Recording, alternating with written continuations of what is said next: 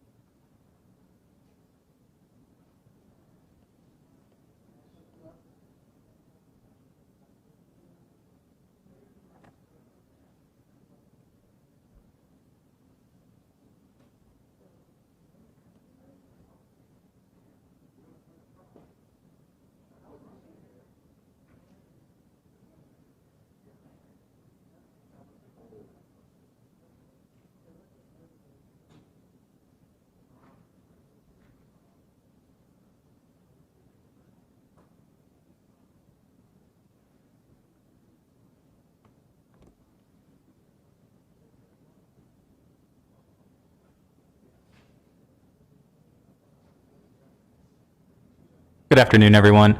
Thank you all for joining us here today. It is 4:06, and I just wanted to let you know I've received word we will be starting around 4:15. So just so you know, if people are asking back at the station when we may get started, 4:15. And I also want to thank everyone in the room for helping us adhere to social distancing guidelines. This looks really nice. Everyone's nice and spread out, so I appreciate that. Thank you, everyone.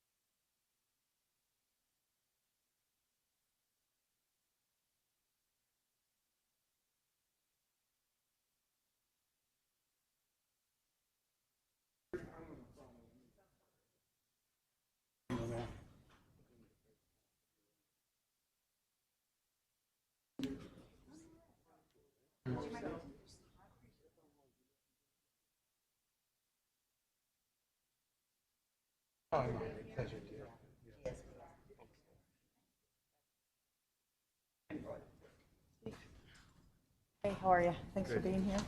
Let's recognize everyone.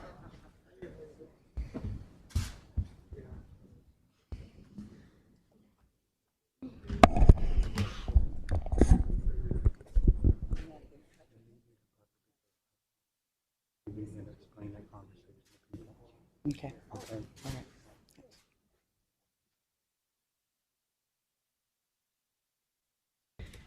Thank you, everyone, for being here. Today, the chief and I wanted to share some of what we're doing in Seattle to lead the nation in reimagining public safety and in investing in our community. After meeting with community leaders and organizations, demonstrators, business, and residents of Seattle in the last 3 weeks, and hearing many demands for change, I wanted to share an update on what actions the city is taking in response to community to address the systemic inequities in Seattle.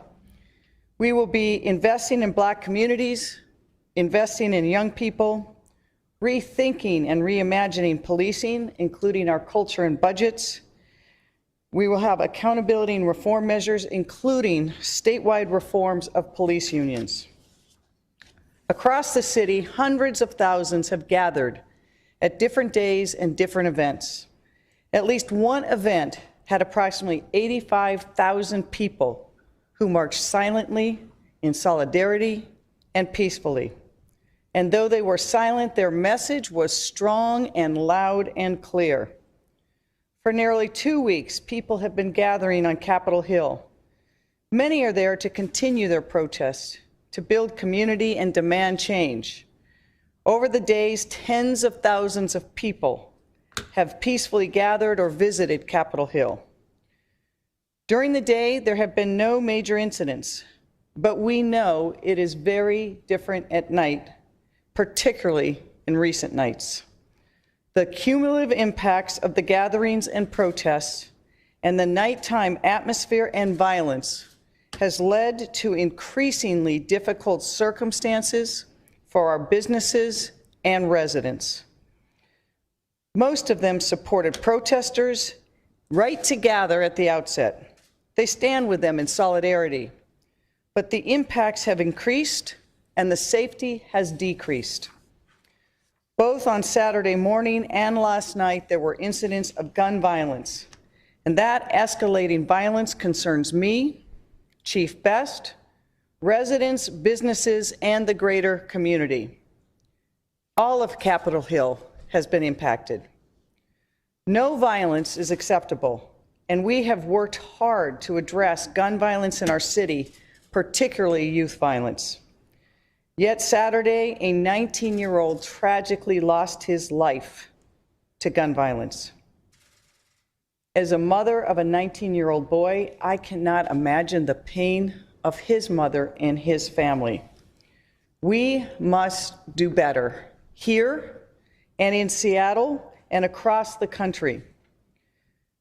Just in the last few days, we have witnessed that it is a violent time in our nation. Just this weekend, 2 people were killed and 17 wounded in Charlotte. 1 was killed and 11 wounded in Minneapolis. 13 dead and 106 wounded in Chicago. The previous weekend, 4 killed and 15 wounded in 12 different shootings in New Orleans. The hurt continues. Seattle demands that I do better, the chief do better, and that we do better. And we agree. I will let Chief Best address what they're doing in those cases and those investigations. But we've heard from people on Capitol Hill and across the city that the gun violence unfolding at night is not only wrong, it also is undermining and distracting from the message for change that we are hearing in the street and in so many of the peaceful protests. It is not unnoticed that the victims were Black men at a time we're called upon and working to dismantle the racist systems that disproportionately affect Black Americans, particularly Black men. While we believe individuals, organizations, and others can continue to gather on Capitol Hill peacefully, the continued disorder, the violence, and the impacts on residents and businesses are not just at odds with the message of justice and equity. They cannot continue to occur. We are working with community to bring this to an end. Capitol Hill belongs to everyone in this city, and it is of deep, deep importance to the LGBTQ community, particularly during June, the month of Pride. Businesses need to open. Many of them have barely survived the COVID shutdown, and they and their employees are ready to get back to work, and they should be allowed to do so. The organizers at Capitol Hill have concluded that they should not gather overnight. We need to disrupt the cycle of violence. In recent days, we have deployed community resources to both de-escalate the area and to move people to services. We will continue working with and deploying these community organizations to change the circumstances on Capitol Hill. We have heard many over the last 2 weeks say that we as a city need to respond to community with community-based solutions, not always police. That's why we are engaging those partners now, like Not This Time, Community Passageways, and other Black-led organizations. I am hopeful and confident that these organizations that we are in dialogue with and others will work to encourage individuals to leave voluntarily, and we're working with those organizations and community leaders to resolve that situation. Our Human Services Department is also setting in place officers of services for those individuals experiencing homelessness in the area, so we can move them to a better and safer place. But the city will not allow for gun violence to continue in the evenings around Capitol Hill. And if individuals continue to remain at the park, we will be looking at additional steps to ensure community safety. All the residents, businesses, and leaders here today are aligned that we cannot let acts of violence define this movement for change. We also need to open Capitol Hill, Cal Anderson Park, and those blocks for businesses, employees, visitors, and residents. The call for change comes at a time when Seattle is witnessing the convergence of 3 major crises: a global pandemic that continues, a financial downturn that has impacted so many, and institutional racism, all of which disproportionately affect people of color, particularly Black Americans. This week, I will be going to the City Council with my 2020 budget rebalancing plan that reflects the hundreds of millions of dollars that the city will spend on COVID-19 relief, but it will also make new investments in community. As I present my updated 2020 budget this week and prepare next year's 21 budget in the coming months, these are my priorities for community safety. First, investing in Black and marginalized communities. True public safety does not come just from police. For the last year, we have been working to have better systems in place to build more resilience and more strengths in community, and we will continue to do that. One concrete way we want to make sure that communities know they have a place in Seattle is to help them build wealth and return legacy properties to them. We have been working for some time to transfer Bird Bar Place and the Central Area Senior Center and Fire Station in the Central District to the community. We will expedite that process so that people can be rooted in their community. King County Equity Now says the process has been too long, and process is part of the problem. Our process always disadvantages certain communities. I agree, so we will expedite those transfers. We will also invest in young people and youth opportunity. We want to give everything from free college to preschool to transit passes. We cannot achieve justice unless we have educational justice. As part of my budget this week, I will be committing another $5 million for mentoring and summer learning for Black youth. We also have to continue to look at police accountability and reform, and not just in Seattle, but statewide. A key to this will be reforming some of the union rights in state law. I'll be sharing more about this in the coming week, but we also know we have to rethink and reimagine policing, including our culture and budget. We have talked a lot about that, the chief and I, and others in community. And we know there are so many calls that police get that they respond because the other systems in society have failed. We had over 17,000 crisis calls the Seattle Police Department responded to last year. We need to build a system where those calls never have to be made, or when they are made, we can have first a person with mental health training or de-escalation training or community-based deal with those. We are asking police officers more and more to deal with all of the problems that society has created by underfunding the things we need to do to have a strong society.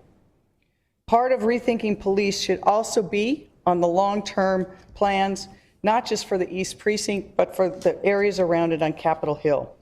And also by how police and community resources are presented in the community. We know that we need to have a true community space with connections to community-based organizations, health clinics, restorative justice programs that work hand in hand with the chief and her officers. Capitol Hill has always been the epicenter of justice and change and reflects individuals and the communities there most impacted by policing. Like all of Seattle, Capitol Hill is the ancestral lands of the Duwamish people, but for decades it has also been a refuge for the LGBTQ community. That's where we centered our fight for equality and where we found sanctuary. Cal Anderson Park is named for the first gay legislator who in the 1990s every year sponsored a bill to give protections to gays and was never successful. It was not until last week in 2020 that the Supreme Court finally made it the law of the land and extended non-discrimination laws to LGBTQ community. But at the same time, Capitol Hill is the gateway to the Central District, the historic heart of the Black community in Seattle. But it is a historic heart that they can no longer call home. When I grew up here, the community was 75% Black. Today it is less than 14% Black. Their history, their homes, their ties to community have been erased, and we must work to reestablish that. I am working with Black leaders on a plan to create a space on Capitol Hill to support community voices in rethinking and reimagining policing and on the greater investments we know we must make to really dismantle our systemic racism. These conversations are ongoing and must be led by the community themselves. I hope to have more to share on this soon. In addition, I will say that in some of the conversations we had, Black Lives Matter, Seattle King County has made it clear that they support Reverend Walden, who is here today, and her leadership in helping determine the long-term future of the East Precinct for the Seattle Police Department. The history of that precinct is rooted in Black-led organizing, and I will let her describe that more, but we will also be including in the budget additional resources for community engagement on policing and community ahead of my 2021 budget. I want to make sure that I support and give Chief Best everything she needs as she leads this dialogue with community on how to reimagining policing and how to have it live up to her vision of what community and police do together. But Chief Best has made it clear to me that for the short term, SPD will need the East Precinct to appropriately respond to more than 100,000 911 calls. SPD will be returning to the East Precinct. We will do it peacefully and in the near future. I'll let Chief Best talk about that further. But it is clear, while the physical space is important, we are going to focus our greatest efforts on reimagining policing itself. This means we can no longer have police be the first responders to deal with every call for help. It means deploying the right person with the right skills in the right situation, like mental health specialists, domestic violence counselors, or addiction counselors.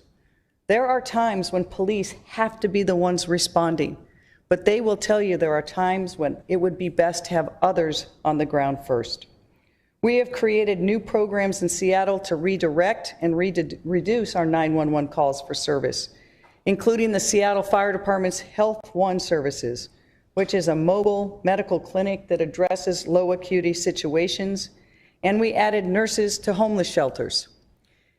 Just want to emphasize that again. Time and time again, we saw that in the downtown core, there were people with mental health and behavioral health challenges that people would call the police because they were causing a disturbance. But the police usually have only one response. If they take someone, it is either to Harborview or the jail, and we have seen the cycle of that creates.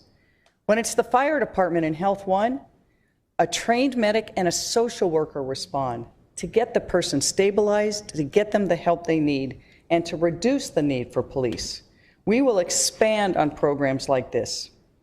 Reimagining policing also requires accountability. Decades of work here led to the creation of our accountability system, including OPA, OIG, and the CPC.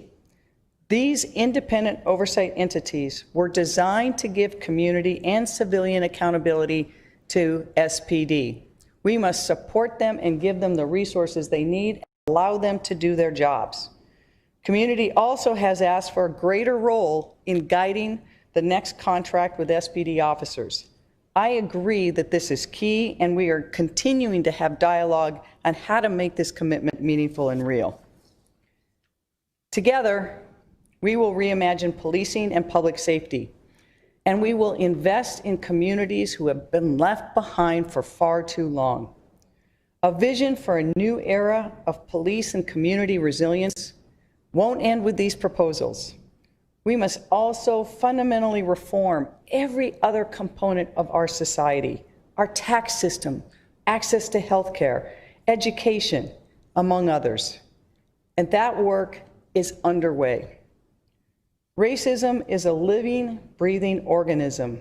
It permeates our society in so many ways.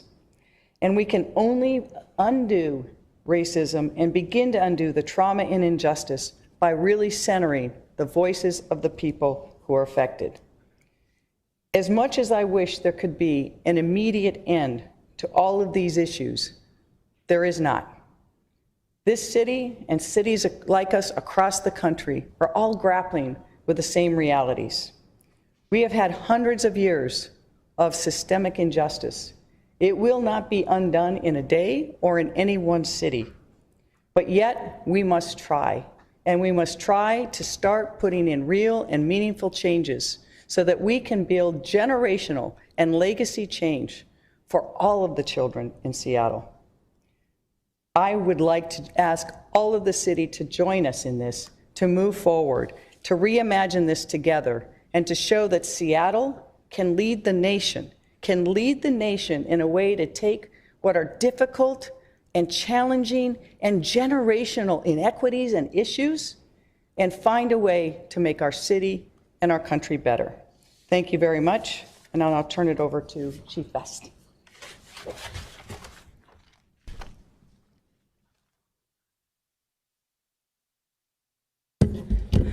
Great. Thank you so much, Mayor. Before I begin, I just want to tell you how honored I am to stand with so many wonderful and distinguished community members and people who support public safety. First, Chief Harold Scoggins, who has been, relentless and untiring in all your efforts, a wonderful partner in community safety, and I feel, just honored to acknowledge the work that you've done and continue to do on behalf of the city. We have Victoria Beach, who is the president of our African American Advisory Council, Dr. Reverend Carrie Anderson from First AME, Reverend Walden, who many of you know is a community activist, Hisham Farajala from the Idris Mosque, a longtime supporter and person of great compassion and care. We also have Andre Taylor from Not This Time. Many of you will recognize and know him. Elise Chernin from the GSBA, a wonderful leader there, and also a long supporter of public safety. Bishop Gary Tyson, again, another person who has been a long supporter of public safety, policing, and cares very deeply and very greatly about this community and everything that happens in it. And then lastly but not leastly, Dr. Sheila Edwards Lang, if I'm saying that, Lang, if I say that correctly, who has also been a longtime community supporter. We have people here standing with us today who have a long history of giving their time, their effort, and their lifeblood to the safety of the city of Seattle. For those community members who were not able to join us today, I thank all of you for your continued support of your Seattle Police Department. But we cannot move forward as a community, as a city, or a police department unless all of us are working together.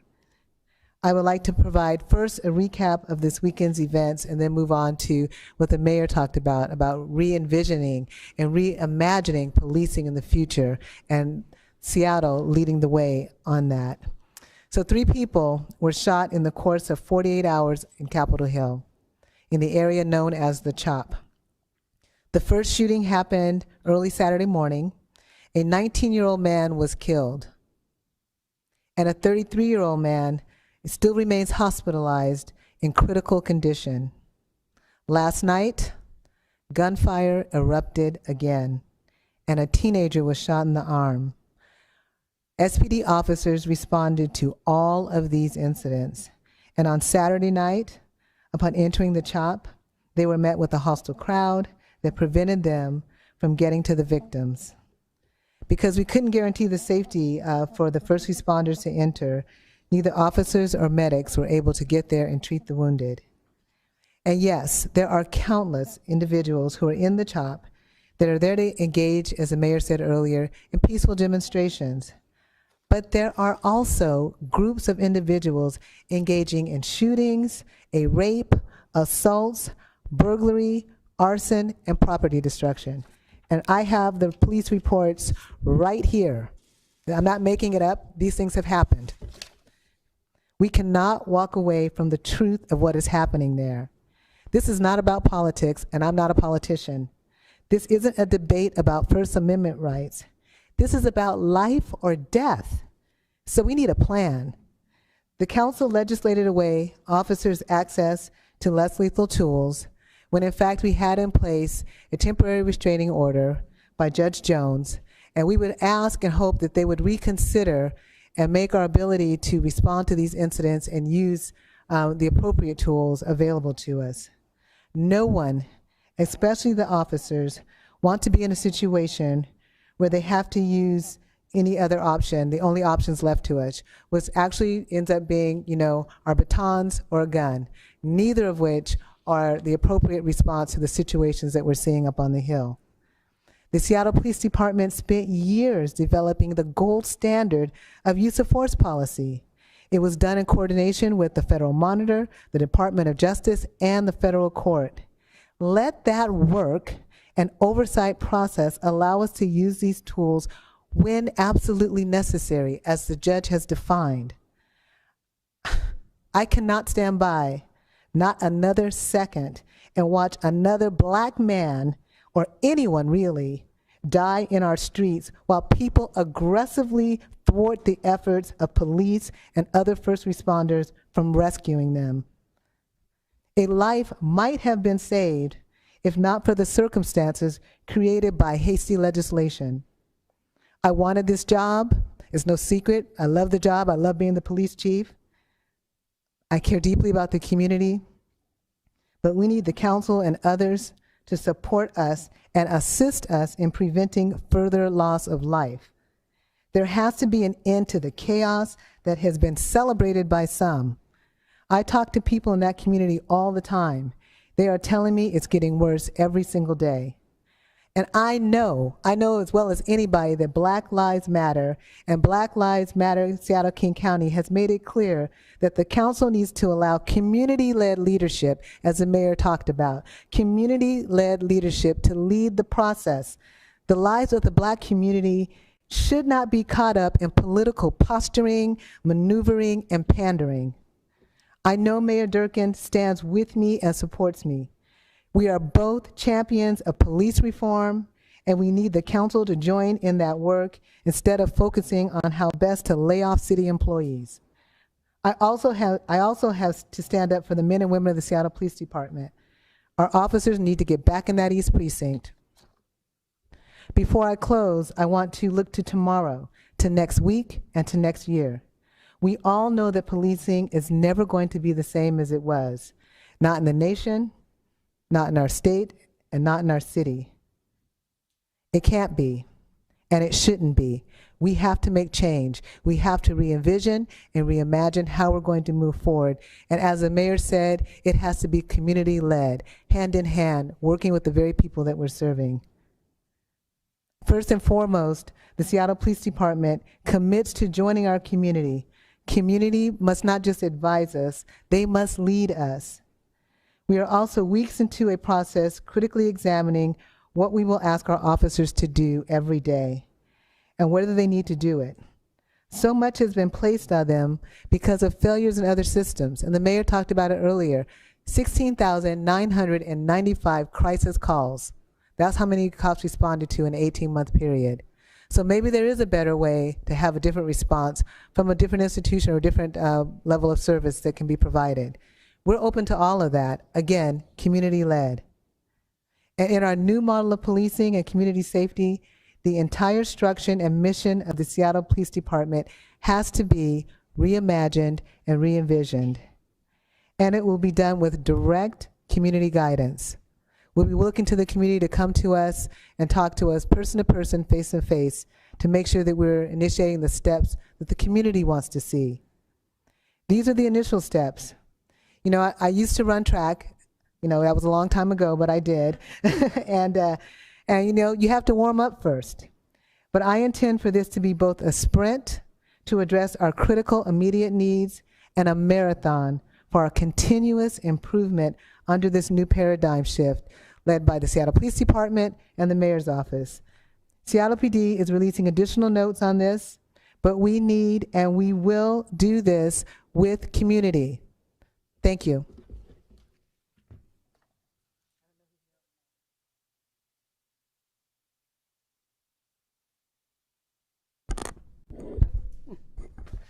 Good afternoon. Wow. All I can say is wow. World is turned. I'm here I actually speaking for history because that's what I love. I'm also here to support Chief Best in getting back into the East Precinct. I mean, I really and truly, East Precinct came about because of Sam Smith. He was the first African-American person elected to the city council, and that's where the city council worked differently. It was no districts then. And so when a council person was elected then, they had to serve the whole city. I mean, people might want to research that and go and look at the archives and see how things got done and compare that. You might want to do something about that. But that's not what I'm here to talk about. I'm here to talk about what leadership is and what leadership looked like when Sam Smith was here, was the first person. Sam Smith got elected, and then he started in 1977, actually talking about the East, it was no precinct in East, okay? No precinct at all. Calls for service to the central area took like 45 minutes, and in some cases they had to say a white woman was hurt and told her to get somebody over there. That's what it looks like. And so I'm here to say that the history about this is necessary. It's actually it was actually put there for the Central District. That's what it was. That precinct was there to serve the Central District. But today it serves 100,000 people from south of the Mount Lake Cut all the way to I-90, all the way to Massachusetts. That's where the cutoff for I-90 is. It serves all of Madison Valley, all of Madison Park, Leschi, Madrona, the ID, all the way down to the lake. That's what that precinct does, and we have a debt of gratitude for Sam Smith, and he was courageous. And you know what Sam Smith would do? His door was always open, and he would have his lunch back. Anybody could come and sit with him and have lunch with Sam Smith. And you know how he greeted everyone? He said, "How you doing, neighbor?" So that's my new saying now. I'm saying, "How you doing, neighbor? Let's turn this around here." Okay, that's what leadership is. Let's lead here and let's turn it around. East Precinct need to be open. The guys need to be in there doing the work. And I know I'm gonna take a lot of heat. People say, "I thought she was against the police." You know, I'm for equity. I'm for justice, and I think we need to do both and. We need to get it open, and then we need to look at reimagining policing, look at the resources, but we have to be willing to do both and in a world so a world can work. Thank you.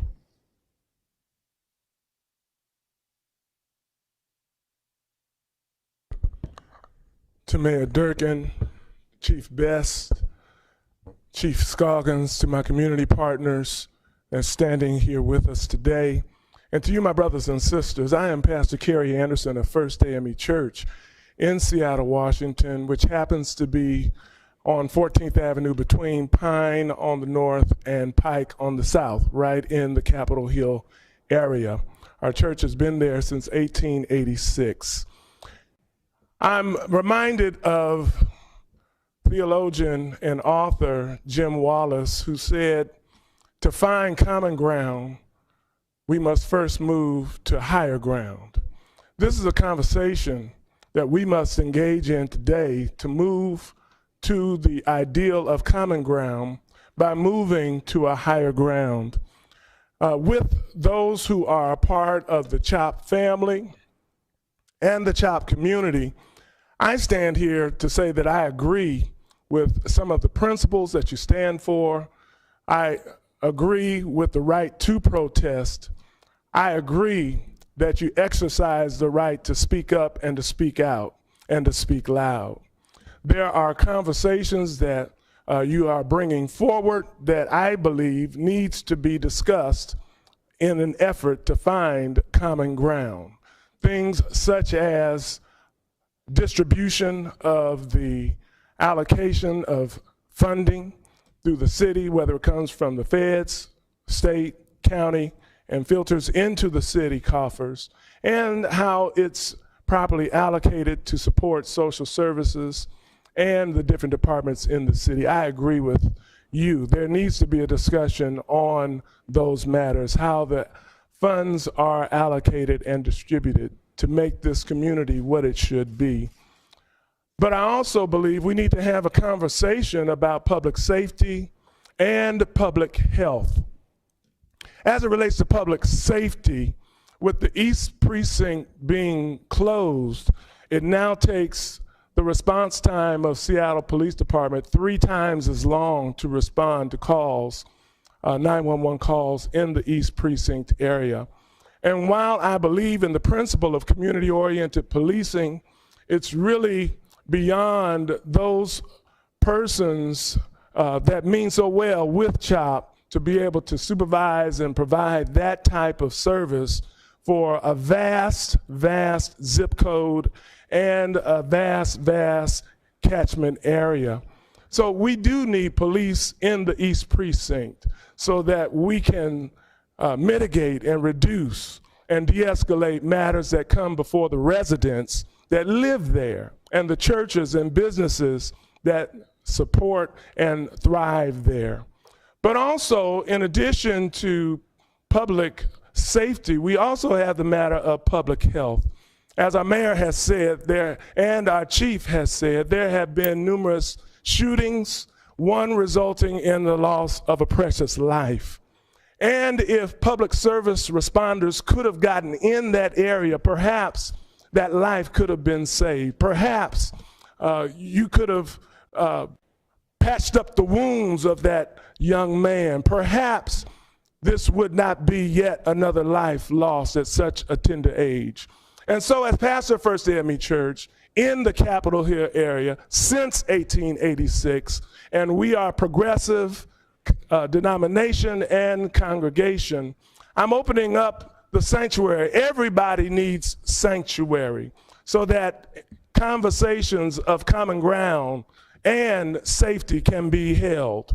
I'm offering up First AME Church, which is in Capitol Hill, to hold these conversations between the public safety commissions and the city of Seattle and other like-minded organizations, as well as the organizers of CHOP, so that we can come down to the church and into our fellowship hall for fellowship, for conversation, and for meaningful results.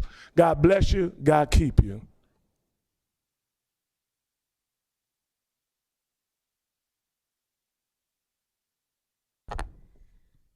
Hello, Mayor Durkin and Chief Best and all my community folks behind me and everybody here. I'm with GSBA, we're Washington State's LGBTQ Chamber of Commerce, and I'm also our program, the Capitol Hill Business Alliance, and I'm also a trustee at Seattle Colleges. So Capitol Hill is my neighborhood for so many reasons, and all of those small businesses are connected to either CHBA or GSBA. For me, this is a dark time, this is a frightening time, but it also has some glimmers of hope. It is hopeful to see tens of thousands of people in the street, but it is very frightening when we realize that so many people are coming out. There is so much anguish and anger, and it's rightfully there. It came out of, once again, another murder of another black person, a black man that died. As part of the LGBTQ community, we know about police violence also. We know police violence is real and that the police have a long way to go to become part of a community that is part of public safety and not only about arms and control. This is a time of pride. The history of the LGBTQ community also goes back to a time of riots in the street in California, in Compton, and in Stonewall, New York. It was also our black trans sisters and brothers and siblings that went out in the street. And it continues to be our black trans community and all of our trans community that have a very high rate of violence against them. So we know what it's like to be violent. We know what it's like to have to be in the streets before someone recognizes your humanity. For our black and brown brothers and sisters and siblings, it has been too far, too many years, hundreds of years, and we have to stop waiting for another tragedy before we all come to the streets again. So my hope is the diversity of the people that are in the street, and that perhaps now, when it's happening all over the country, we can start making a difference. For this pride, as an ally with our black-led organizations, GSBA is certainly committed to work alongside as partners to do what we have to do to make sure there's systemic change in our social justice, in our justice systems, police, healthcare, and education. But at this time, what has turned out is that we're also experiencing a new kind of violence. Now it's not from the police, but it's now from perhaps agitators from other parts of the community on Capitol Hill. As a member of a business organization, and I heard someone say, are you putting property above people? And I want you to know, small businesses are not property. Small businesses are community. They are the employers of the people in the community. They are the donors to the nonprofits. They are the people you see in the street. They have been closed for 3 months. Not being able to close again because of violence right now is devastating. We won't recognize our communities and Capitol Hill if businesses are forced to close permanently, if our students don't feel safe in going back to school, and if our residents don't feel they will get a 911 quick response because their ambulances and medics and police cannot get to their doors. So today we are committed to absolutely stand with protesters, to work for systemic change, but to also work against violence so that we can all have our voices heard, work in community, demand systemic change, make sure it is actually implemented, and then make sure there is accountability to achieve it. So that is where my hope is today. And I thank you all for being here and for all of Seattle coming out, because I believe we genuinely need to change systems that have been in place far too long. Thank you.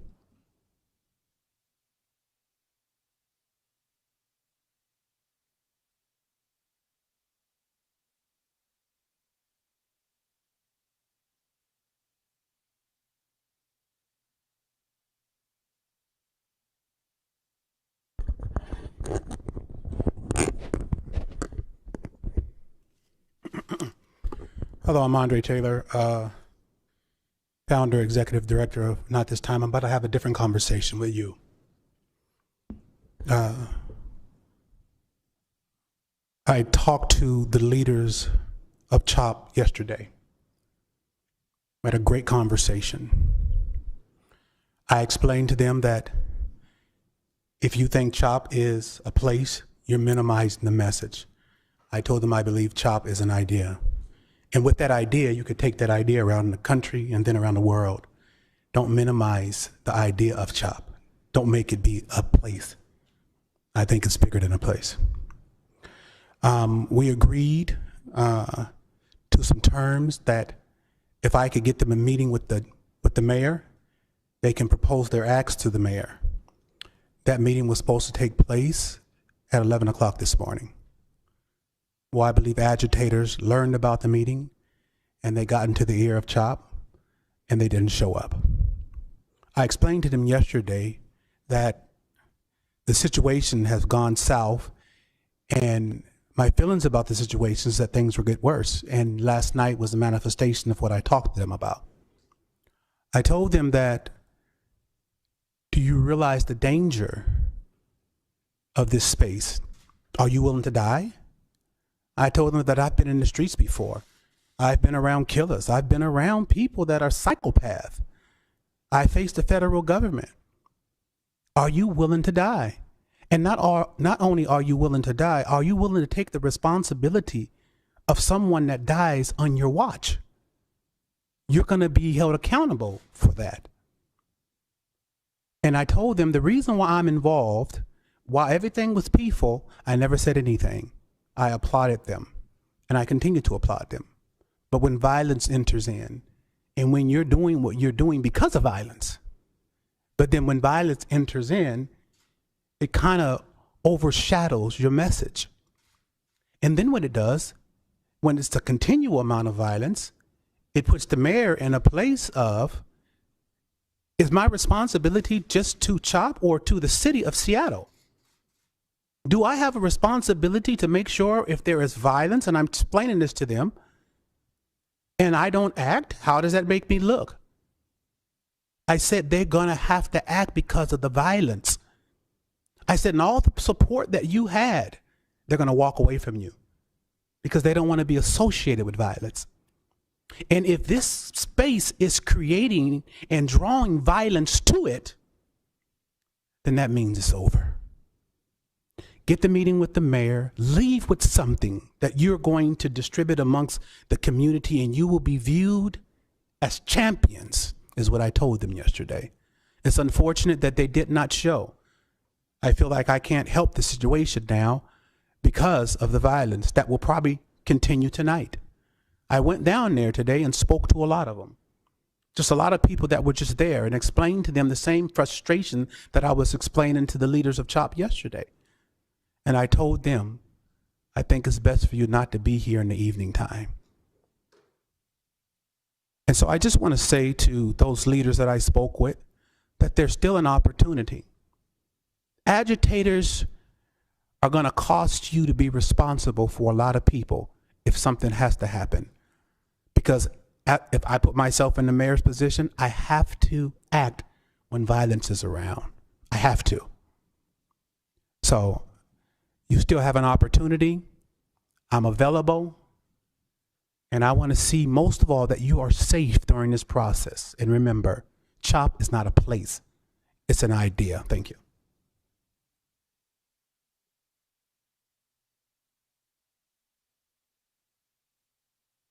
Thank you all for your words and for your presence. Thanks, Chief, for your words. And I think the Chief or I can take Q&A if there's other people that they're addressed to as you're being moderator. Yes, thank you, Mayor. We have a handful of folks online who have RSVP'd, as well as folks in the room here today. So, Mayor, I'm going to turn it over to you to call on a few folks in the room, then we'll go over to the Two in the room, two on the line, like usual. Good. All right, Matt, you got there first. Madam Mayor and Chief Best, can you explain more about the evening situation? Was there a request to have a curfew at 8 p.m. starting tonight, and the people in CHOP would leave and to return at 8 a.m. in the morning? I don't believe there's been a request for a curfew. I have read that there has been some people in CHOP have said that they want the hours to be 8 to 8. I think going back a few days when the chief and I talked, both Chief Scoggins and Chief Best, I made it very clear, and their expectation was the same. There should be no place in Seattle that Seattle Fire Department and Seattle Police Department can't go. And that has been our intent and will be our intent. And you saw the police did respond, but they were met hostilely by the crowd. The chief then has taken some other operational strategies, but we have to make sure that any resident or any business or any visitor to Seattle that calls for help gets the help they need. And so that is going to be the primary emphasis for Chief of Police, the fire chief, and myself. Erica?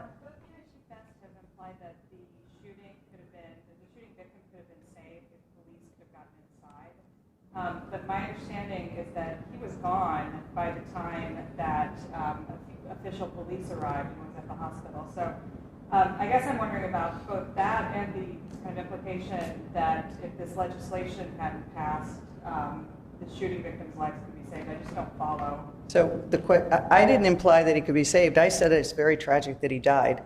And as a mother of a 19-year-old boy, I can't imagine the grief that his mother is feeling.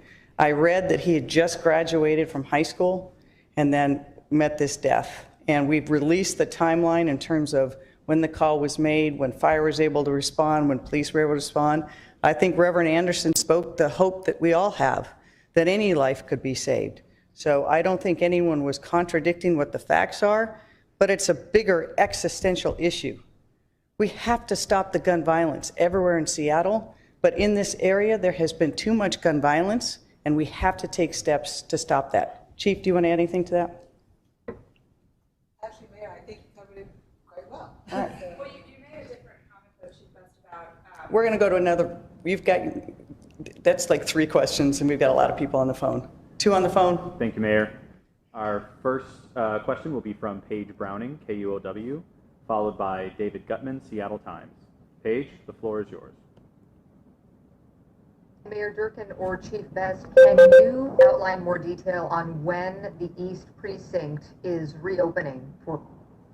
I think, Paige, we couldn't hear you, but I think your question was, when is the East Precinct reopening? Correct. I think the chief right now has been making operational plans on how to do that in a phased way and safe way, and it's going to be in coordination with the other ways we're trying to reduce what's occurring right now in that area of Capitol Hill. Do you want to add to that? You know, it really is kind of what she said, but we don't have a specific date. We want to make sure that whatever happens, that we do it safely and consider the safety of everybody involved. And so we're working on that right now with a lot of folks. As you know, as Andre Taylor mentioned, he's been down there talking to some of the folks. We've had other city personnel talking to some of the people in the area. It's quite an eclectic group. And so we're trying to make sure that whatever we do, we're able to do so safely, which is one of the reasons that I would hope that we could go back to the temporary restraining order that was issued by Judge Jones, that is, because if there was a circumstance where, you know, we did have to do dispersal, we do want to be able, under extreme circumstances, to be allowed to do that in alignment with the temporary restraining order. The last thing we want is for anybody to be harmed. But right now, the way things exist, you know, what officers have are their riot batons and their handguns. And that is not sufficient, and that's not the way we're going to respond to these situations. So we're looking for ways that we can minimize any dangerous parts of this, but also have the officers be able to respond from the precinct. As was mentioned by many of community members here, the police officers need to be able to provide service to the 100,000 calls or so that we get a year in the east part of the city. So that's really where it stands. Thank you, Chief. I would just want to add to that page. I think that one thing that is also relevant to that is, you know, again, in so many of the community conversations that the chief and I have had in the last several weeks, is the real emphasis and need from community for us to be able to look at resources other than police to resolve a range of community conflict. And we have been very fortunate to be able to partner with some of our community organizations in the last few days, including Not This Time with Andre Taylor, but we also have community passageways, and we're working with other Black-led organizations to go into that area of Capitol Hill and to really urge people to understand and appreciate that what has happened in the last 4 days, and in fact the deteriorating conditions in the last week, detracts from and undermines the message, and that it is time to restore order and eliminate the violence in Capitol Hill. Thank you, Mayor. Our next question will be from David Gutman, Seattle Times. David, the floor is yours. Yeah, thank you, Mayor.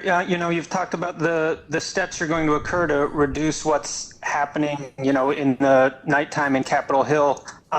What is going to happen this evening or tomorrow night? Are you going to clear people out of there? There's dozens of tents that are in the area. Are those you're going to send in police or navigation teams to clear those out? If people don't voluntarily leave the area at 8 p.m., what's going to happen?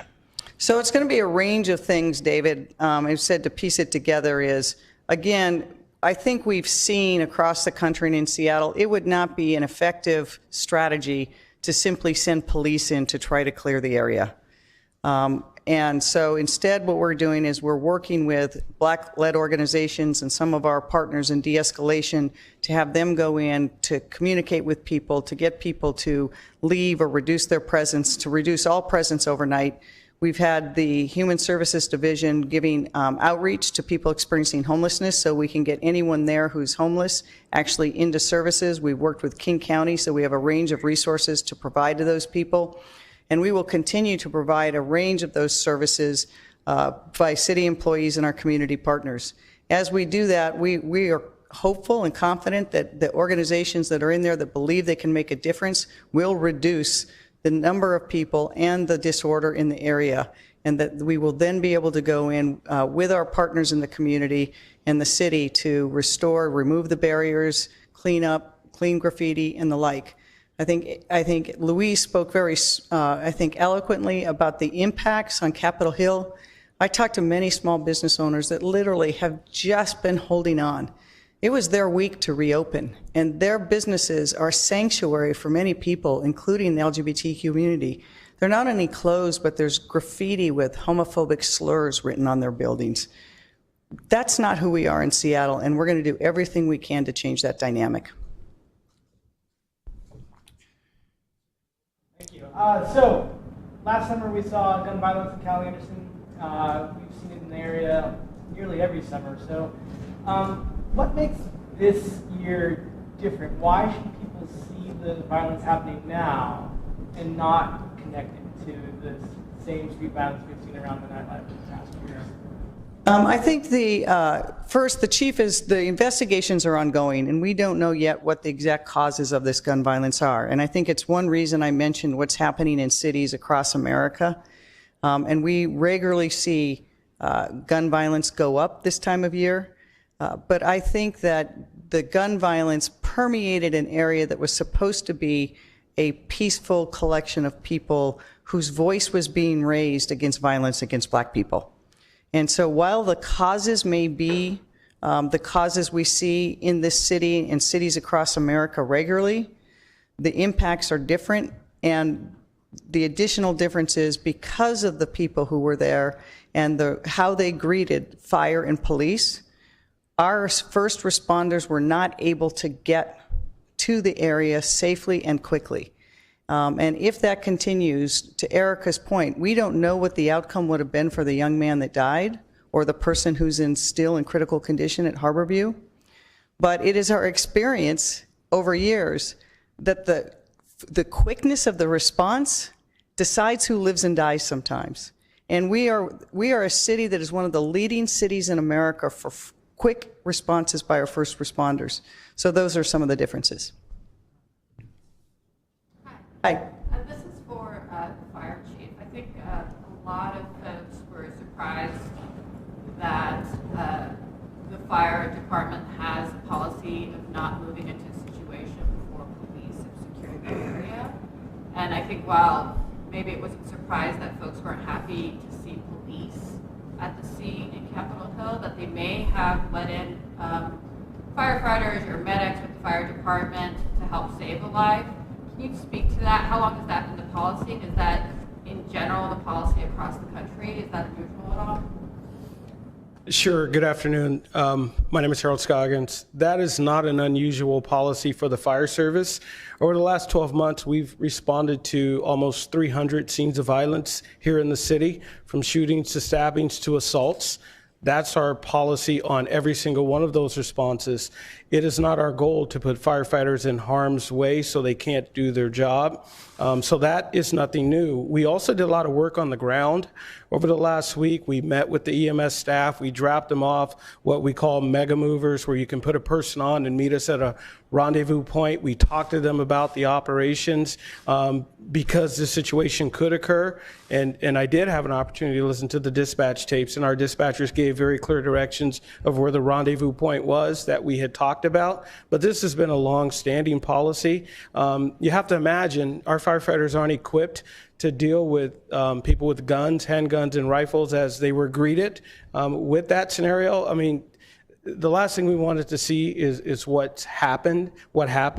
You know, I have a 17-year-old son, and I have another older son, and I have 2 grandsons. The last thing I want to see is another African-American young man ready to live his life pass away.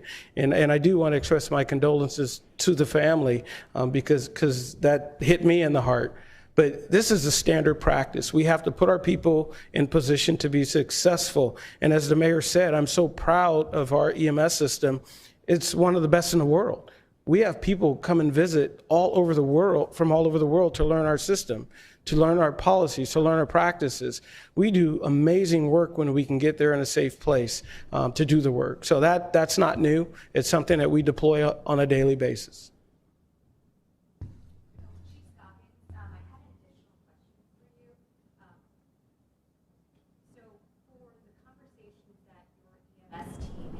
With the people on the ground at the CHOP, is this the group of people known as the CHOP medics? And do you know if they have proper training in these medical circumstances? And I also have a question for Chief Best. We understand that detectives are investigating the shootings from the weekend. Considering the fact that the officers had trouble getting to the scene the night of the shooting, will it be difficult to have a full traditional investigation? So I'll answer the first question. I had not met any of the people before they landed in that space. I only know what they have communicated to me about their certifications and training, and they've communicated that they have everyone who has first aid training to physicians. Do I know who's there at any given time? I do not. Do I know what any of their practical training and experience is? I do not. Some of that may have revealed itself when things really got bad. We fall back on our training. We fall back on what we're disciplined to do. And things got that way, and we didn't rely on that connection that we thought we made. You know, we dropped off the mega movers because we thought this could happen. We dropped off fire extinguishers because there had been fires throughout the space throughout the week. So we knew small fires can be kept small if you put them out there. We've dropped off additional trauma bags and other type of baskets to get people moved out of there. So we don't know their skill sets. We just know what they're telling us.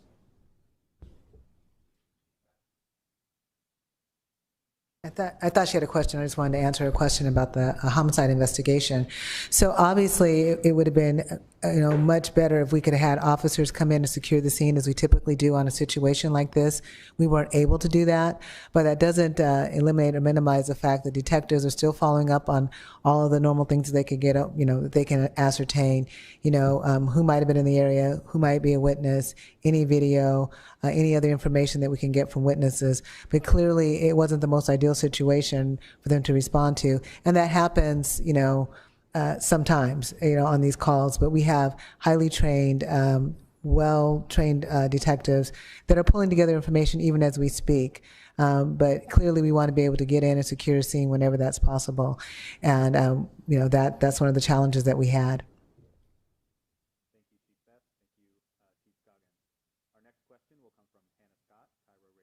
Followed by Carolyn Bick, South Seattle Emerald.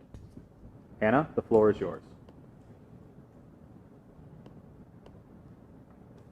you say whether or not your investigators were able to get into the scene and collect any casings before the area was contaminated, and offer any of the latest on suspects and motives in the shootings? And then to the mayor, when do you expect people to see a noticeable change in the CHOP area, and how confident are you that what you're announcing right now will help avoid another person from being shot tonight or anytime else this week moving forward? Hi, Hannah. I can tell you that we weren't immediately available to get the detectives into the scene. That does not mean that they haven't been able to go in after or take a look after what they saw and what they were able to get from video. So there is an active and ongoing investigation, the details of which, I can't relay all at this moment, but I can assure you when we have an update, I will provide it to you. But they are aggressively looking for any information and details that they can provide.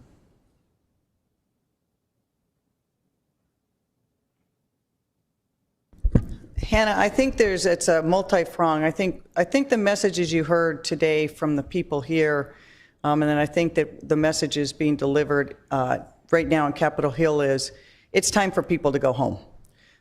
It is time for us to restore Cal Anderson and Capitol Hill so that it can be a vibrant part of the community. We can still accommodate people who want to protest peacefully, who come there and gather, but the impacts on the businesses and residents and community are now too much. We have to have ability for everyone to travel safely and be there safely. So we don't have a specific date by which I can promise you it's all going to be resolved, but we will continue to work with our community-based partners and the Black-led organizations to let them first make sure they can get in and talk to the people who are there supporting the reason people are protesting in the streets, and call upon them to exercise those protests in a different way in a different place. Thank you, Mayor. And our final question today will come from Carolyn Bick, South Seattle Emerald. Carolyn, the floor is yours. Thank you. Mayor Durkin, Chief Best, in your opening remarks today, you spoke. Carolyn, you're breaking up. Can you get to a better place with your cell coverage? Is this better? Can you hear me better? Yeah, that's better. Yes. In your opening and ensuing remarks today, both of you focused only on the gun violence in Capitol Hill, and your decisions regarding community investment appear to have been based on the recent shootings there. But there was another shooting that you've neglected to mention. It was in South Seattle and was the third one in 2 months. South Seattle has been dealing with gun violence for years and asking for commitment and for justice. Why did you in Black communities when the South End, where most of the city's Black communities currently live, thanks to gentrification? So Carolyn, you're cutting in and out, but I think your question is, why are we responding to these shootings on Capitol Hill, and why haven't we responded to other gun violence, particularly in South Seattle? And the answer to that is we have. It has been a priority of mine since becoming mayor. We've held a number of forums and meetings with community-based organizations in South Seattle to talk about not just youth violence, but really youth opportunity. And how do we break that cycle? It's why my last year's budget invested more money than ever before in restorative justice and intervention programs like Choose 180 and others, community passageways. We will continue to invest in those throughout the city, and I think that it is critical that we, from pre-birth to through a person's life, they have absolutely the same opportunities that everyone has, but it has not happened in our country. And we can no longer deny the systemic racism that has held Black people and other communities of color out of fairness and justice for too long. And unless we acknowledge and admit that, we are giving oxygen and lifeblood to injustice. And so I have been committed and recommit. The chief and I, from the first conversations we have had, have talked about how do we break that cycle. The chief herself has been involved in so many conversations and work with community-based organizations in South Seattle and in South Park and other places where we've seen a disproportionate amount of youth who either suffer violence or are involved in its perpetuation. So I am committed as mayor to not just do what we've done, but to double down and do more, because it is clear what we've done has not been enough. Last question. Okay? So I thought that the cops were sent into Riversdale because of active shooter situation. Why have you said that crowd control devices tear gas and blast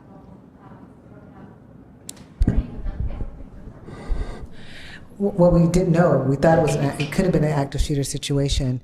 All I'm saying is that the officers ended up having to retreat from the area because the only tools they had available to them were their handgun and their riot batons. Neither of those tools would have been an appropriate response to being met with a hostile crowd. I'm sure that no one would have expected officers to utilize a firearm, under those circumstances, or to start using the riot baton. Because of the legislation, the way it is written, that is what is available to them, which is why I'm asking the City Council, I'm imploring them to have a public safety mindset and to think about what options are available to cause the least amount of harm or hurt to an individual or individuals when responding. I think Judge Jones, who I hold in high regard, and as many do in this city, when he made that temporary restraining order to really limited the use, we agree with it. We are not opposing it, but we do have to have some tool other than just guns and riot batons to respond to any sort of criminal acts or acts where we might need to move through a crowd.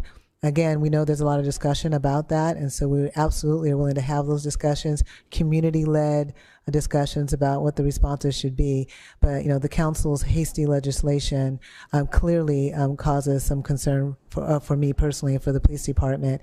We have here a minister, Dr. Reverend Kerry Anderson, who's more than willing to open up his facilities so that we can have these discussions about how we re-envision and reimagine our responses, and we absolutely are committed to that.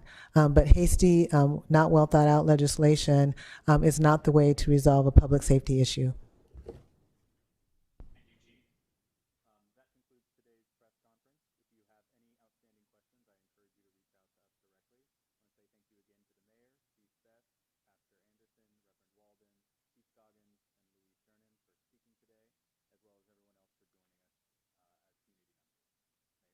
Thank you. I also want to echo that thanks to not just the people standing with us today, but for the hundreds of people I've been able to talk to over the last 2 weeks who bring various levels of pain and frustration and challenge to government. I'm listening. This is a really hard and uncomfortable time, but that discomfort is necessary because comfort itself has been able to perpetuate many of the inequities that we see in our society. And so I want to stand with and thank all those community organizations that continue to challenge me to be better, our city to do better, not just in policing, but in every institution we have that touches people's lives, to make sure that those institutions are lifting people up and not holding them down. Thank you very much. Thank you all for coming.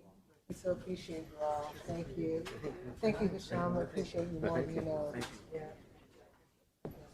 Thank you. Thank